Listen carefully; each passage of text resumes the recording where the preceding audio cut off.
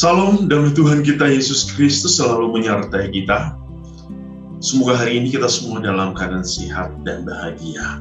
Saudara-saudari, pada hari ini gereja merayakan perayaan pesta Santo Simon dan Yudas yang merupakan bagian dari para rasul.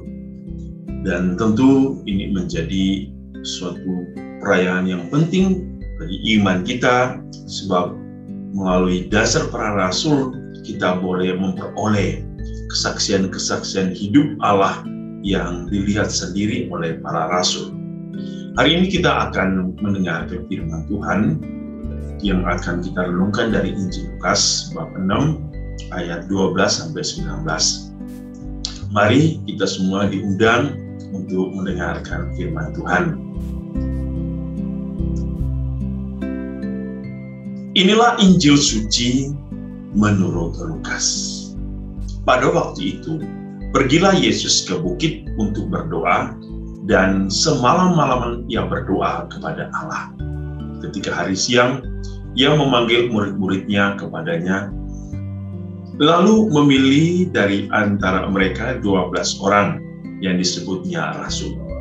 Simon, yang juga diberinya nama Petrus, dan Andreas, saudara Simon, Yakobus dan Yohanes, Filipus dan Bartolomeus, Matius dan Thomas, Yakobus anak Alfeus, Simon yang disebut orang Zelot, Yudas anak Yakobus, dan Yudas Iskariot yang kemudian menjadi pengkhianat.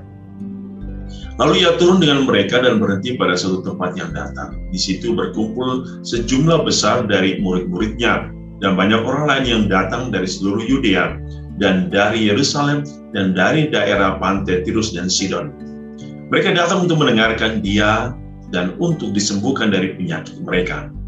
Juga mereka yang dirasuk oleh roh-roh jahat beroleh kesembuhan, dan semua orang banyak itu berusaha menjamah dia, karena ada kuasa yang keluar daripadanya, dan semua orang itu disembuhkannya. Demikianlah sabda Tuhan, terpujilah Kristus. Saudara-saudari yang dikasihi Tuhan, pada hari ini kita merayakan perayaan Santo Simon dan juga Yudas, ya, merupakan bagian dari para rasul. Coba kita melihat sedikit siapakah mereka. Ya. Kedua rasul Yesus ini yang kita rayakan pada hari ini itu dirayakan secara bersamaan. Santo Simon, bukan Simon Petrus, tetapi Simon yang disebut orang Zelot, yang berarti setia. Ya, setia karena ia salah satu murid yang sangat atau amat taat kepada hukum Yahudi. Dan ketika kita tahu bahwa suatu ketika Simon dipanggil oleh Yesus untuk menjadi rasulnya, dan Simon menyerahkan seluruh hidupnya untuk mewartakan Injil. Dan di sisi lain kita juga mengenal Santo Yudas Tadeus, yang sering disebut Yudas Tadeus, yang berarti si pemberani. Sebab kita tahu bahwa Yudaslah yang mengajukan kepada Yesus pertanyaan yang terkenal pada perjamuan malam terakhir, ya, ketika Santo Yudas mengatakan, Tuhan, apakah sebabnya maka engkau hendak menyatakan dirimu, ya, kepada kami dan bukan kepada dunia? Lalu Yesus menjawab, jika seorang mengasihi aku, dia akan menuruti firman-Ku, dan Bapa-Ku akan mengasihi dia, dan kami akan datang kepadanya dan diam bersama-sama dengan dia.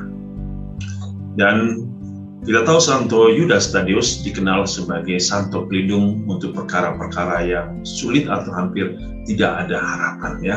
Dan tentu dengan perantaraan orang kudus ini kita mau mempersembahkan doa kita kepada Allah, kepada Bapa dengan perantaraan kedua orang kudus. Saudara-saudari, mari kita lihat hari ini, Injil hari ini memberikan kita dua aspek penting yang bisa kita renungkan, ya.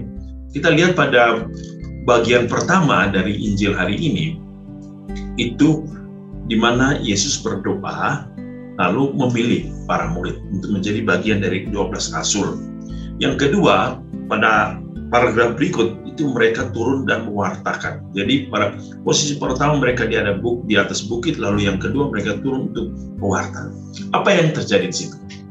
Kita lihat Yesus berdoa semalam-malaman untuk memilih ke-12 rasul.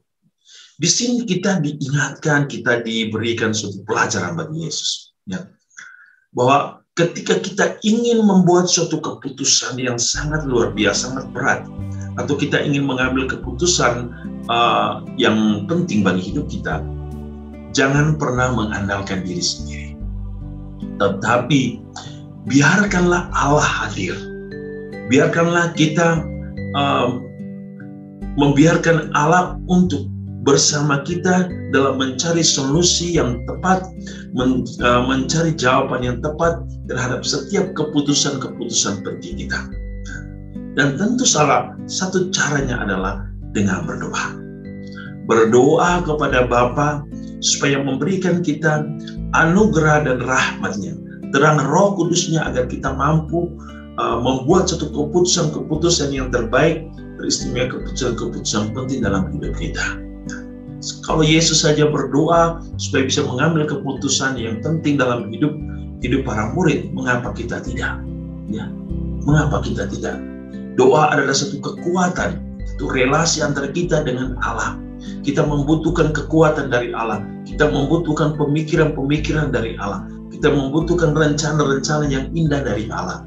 Maka doa adalah penting dalam relasi kita dengan Allah, teristimewa di dalam relasi hidup kita, supaya kita bisa menjalankan kehidupan ini sesuai dengan rencana Allah, bukan rencana kita. Yang kedua, kita melihat hari ini dalam paragraf begitu berikut, mereka mewartakan. Saudara-saudari, ke-12 rasul adalah saksi. Saksi yang berarti bahwa mereka benar-benar mengalami sendiri, melihat sendiri, mereka merasakan sendiri kebersamaan dengan Yesus. Kita semua juga hari ini dipanggil untuk senantiasa pergi mewartakan kebaikan-kebaikan Tuhan. Kita diundang untuk mewartakan karya keselamatan Allah. Kita diundang untuk menjadi saksi akan kebenaran iman kita, ya, akan kebenaran iman kita. Tetapi sekali lagi, seorang yang dipanggil untuk bersaksi dan mewartakan kasih Allah, dia pertama-tama harus mengalami sendiri dulu perjumpaan dirinya dengan Allah.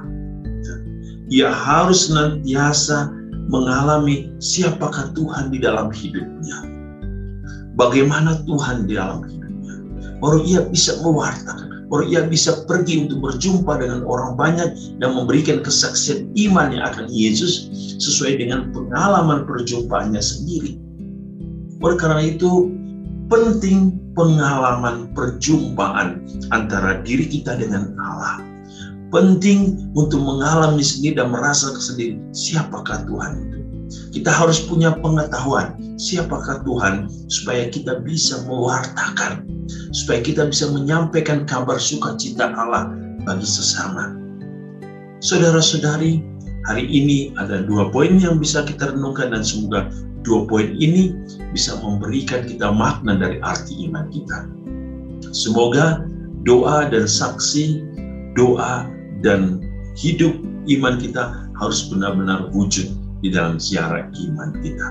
Tuhan Yesus memberkati kita dengan berkat-Nya yang berlimpah. Dalam nama Bapa dan Putra dan Roh Kudus. Amin.